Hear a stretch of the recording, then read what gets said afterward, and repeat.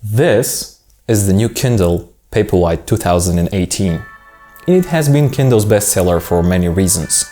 While doing a review of this latest generation, in this video I will show you how this technology evolved through the years. In order to make a decent comparison between all the Kindle bestsellers, we need to go back in time a little bit. A little bit more. A little bit more.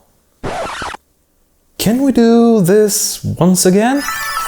I think we went too far.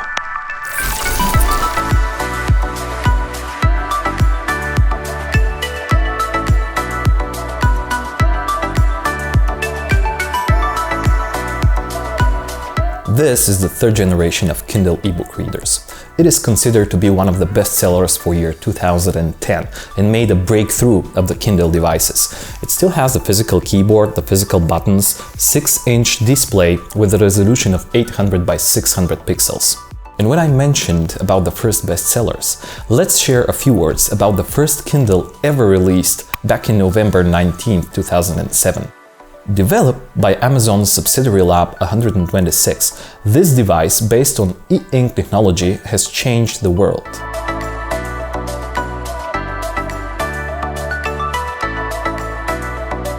There are still many people in this world who will never perceive the Kindle as a meaningful replacement of the book. It doesn't smell, it doesn't feel like paper, it doesn't bend. Well, maybe it does bend once. And also, don't try to kill a fly with it, because you might break it. The convenience and the portability of this device are unmatched. This kind of display has the least negative impact on your eyes, and combined with Paperwhite's backlight, you do have a device which you can use for reading in any kind of lighting. The first Paperwhite appeared back in 2012. Right now, Paperwhite is at generation 4. The most important component, the display, got a slight change. The first two generations have 6-inch display with 212 pixels per inch, and generations 3 and 4 offer 300 pixels per inch. For an untrained eye, maybe it's a bit hard to see the difference, but definitely the Kindle Paperwhite is improving. Just small steps concerning the display. One of the areas that got improved the most is the storage capacity of this device, starting from 2 GB reaching 32 GB with the top-end version. This capacity allows you to store content equal to a huge library. In order to have a better perception, it allows you to store this into this. Depending on the way how you consume ebooks, there are versions with Wi-Fi or Wi-Fi and SIM cards, which makes you more Wi-Fi independent. No calls are supported, of course, just the possibility to use mobile data.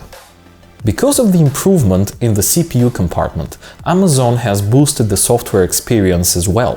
First of all, the Amazon bookstore is more powerful than ever, and especially optimized for Kindle e-readers.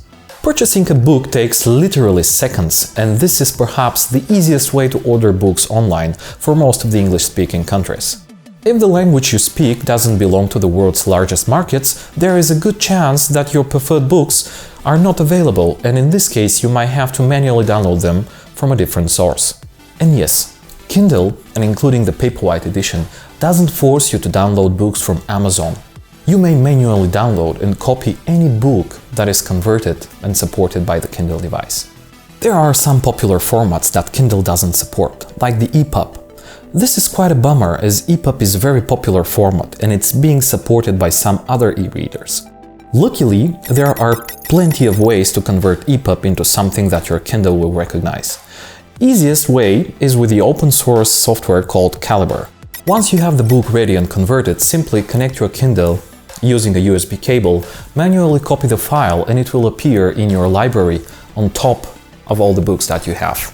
It is good to see that although getting smarter, the way of using Kindle has not become any harder. If you are using a good format, there will be an index page with the chapters for easy navigation. Tapping the right part of the screen moves the next page, left part the previous. Tapping on top area will bring you more controls, and you will get trained on that during the first time setup of your Kindle. There is full control over the brightness level. Easy way to go into an airplane mode, and turn off the Wi-Fi. Quick access to the library is also present. Ways to read book reviews in Goodreads, and if you come across a word you need to get more info about, long press to highlight it, and your Kindle is connected to the internet, you will get more information about it. Translations are available too. Besides books, graphic novels can be reviewed too, as well as technical documentation. Crisp and sharp, you may zoom in via pinch, maybe a bit sluggish, not as smooth as the iPad, but it will do the work. Double tap will open the panel view. Before the summary, the pricing. A bit more than the non-backlight capable Kindle and less than the Oasis. With Amazon ads, which are not that annoying, it costs about $129, a very slight $10 increase from the previous generation, and it's $159 for the ads-free version. If you are going for the 32GB version with 4G LTE support, price goes as high as $250 without the ads. Now, a short summary with everything we said so far. The good. Price. It is really great to see Amazon keeping almost the same price tag while actually upgrading the performance and the specs of the device. Durability. This is the Paperwhite Edition Generation 1. This particular device has a few thousand hours of working time. Not a single scratch, no serious battery degradation after around 6 years of usage. Even the Kindle keyboard, released in 2010, has some life left in its battery. Well, it lasts only 3 days, but hey, do you have a 2010 smartphone that can even power on? Waterproofness. IP8 can be splashed, even immersed in water for more than an hour, and it will survive. So people's greatest concern, reading on the beach and accidentally splashing water, is no longer a problem. You may listen to audiobooks with a paired Bluetooth device, which is a bit surprising, but in the very nice way. No embedded speakers, most likely to preserve space and guarantee the good battery life. Tons and tons of aftermarket cases and protectors at very reasonable prices. And now the bad. We will start with the USB port. Micro USB instead of USB Type-C. Perhaps this is one of the most disappointing bits. Amazon are sticking to the older micro USB, not only for the Kindle Paperwhite, but for most of their in-house developed products. As a relief, considering the battery time, you won't need the charger more than a few times per year, maybe. The other remark we can point to, very notable with graphics-loaded PDF files and graphic novels. Although Amazon seems to work in this direction and improve the system on a chip, it still feels not powerful enough sometimes. And we do realize it is all about keeping a low price and great battery life, but performance has a significant impact on user experience. And at the end, this still remains my favorite ebook reader.